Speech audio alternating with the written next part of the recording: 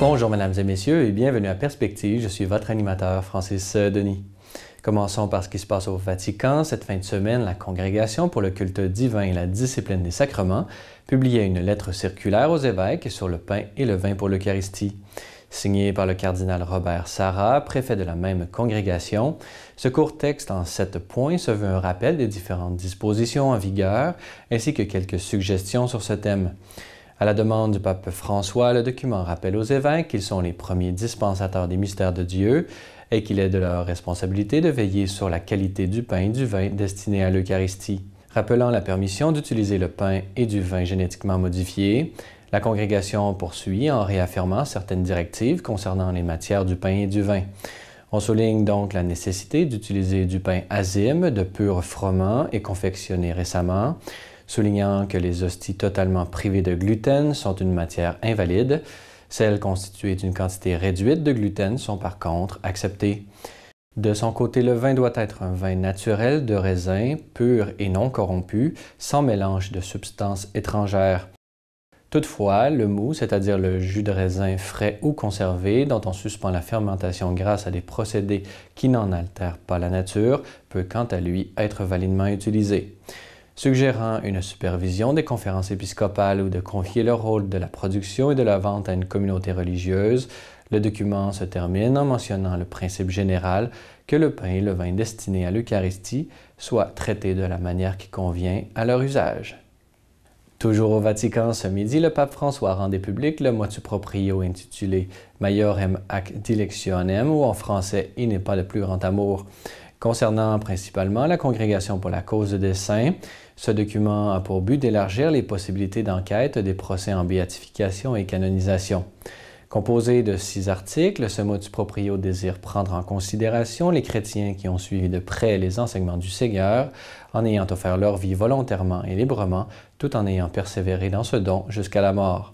Par exemple, on pourrait ainsi voir apparaître dans l'avenir des procès en canonisation de bénévoles, religieux ou laïcs, décédés d'un virus contracté en aidant les malades lors d'une situation d'épidémie, ou même en acceptant de secourir des innocents en zone de guerre.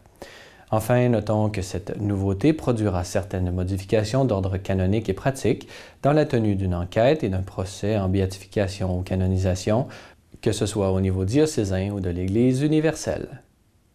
Plus près de chez nous maintenant, vendredi dernier, la Conférence des évêques catholiques du Canada, par l'entremise de son président Monseigneur Douglas Crosby, publiait une déclaration au sujet de l'adoption du projet de loi C-16 sur l'identité et l'expression de genre. En effet, le 19 juin fut promulguée cette loi modifiant la législation canadienne en termes de droits de la personne et modifie le code criminel afin d'étendre la protection contre la propagande haineuse aux membres des groupes qui se distinguent par leur identité ou l'expression de genre.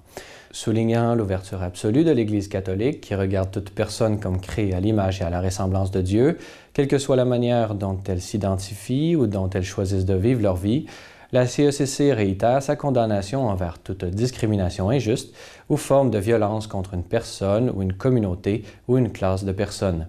Toutefois, peut-on lire dans la déclaration, bien que la Conférence des évêques catholiques du Canada soutienne l'objectif du projet de loi C-16, certains des principes qui le sous-tendent ne sauraient être appuyés par les catholiques. Selon la CECC, prétendre que le genre puisse être séparé de la sexualité biologique et choisi par l'individu, postulat central de la théorie contemporaine du genre, contrevient à la loi naturelle et à la révélation chrétienne et par conséquent fut explicitement rejeté par le pape François et Benoît XVI. Soucieux du bien-être de tous les Canadiens, la Conférence des évêques catholiques du Canada exprime donc au gouvernement ses graves inquiétudes au sujet de cette loi C-16, puisque remettant possiblement en cause des droits fondamentaux tels que la liberté de parole, d'association et de religion. Cette déclaration se termine par une invitation aux catholiques et toute personne de bonne volonté à faire preuve de diligence en défendant ces libertés et la conception de la dignité humaine sur laquelle elles sont fondées. Notez que vous trouverez le texte complet de cette déclaration sur le site de la CECC à l'adresse qui apparaît au bas de l'écran. Voilà, c'est tout pour aujourd'hui. Bonne fin de soirée à tous. À la prochaine!